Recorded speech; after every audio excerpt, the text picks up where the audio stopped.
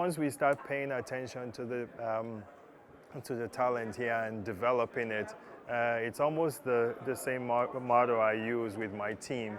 If you continue to develop talent and you really pay attention to it, other things will fall in place.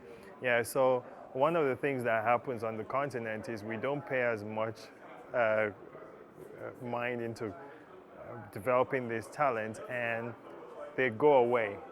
Yeah, so if we have the facilities here and we develop them here, then we're going to start developing leagues, and they will have that interest in playing here because there will be investments that will come into those leagues, and those leagues will create jobs, and that is going to create payment for them. Yeah, that's going to create this the sports really taking care of itself.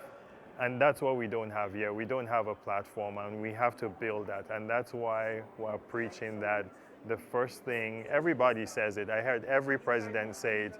The biggest thing about Africa is its people, right? Yeah, the biggest value is the people. Smart, resilient, resourceful. Everything that you can imagine, anything you want to describe, Africans are. Anything good. Yeah, and for me, I think we have to take advantage of that.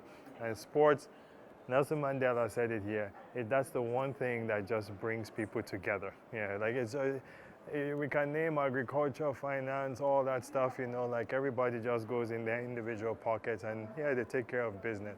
But sports, everybody is united, and I think it's very unique. We can build all the arenas we want. If we don't put the right development in place, then we're not going to be able to put anything in the arena. Yeah, it's very, very important for us to really develop youth on the continent so they can see. The second part I would say is not all of us are going to end up being pro athletes, right? Not all of us are talented enough to be pro athletes. I wasn't even talented close to playing in the NBA. Yeah, but look at the position I find myself.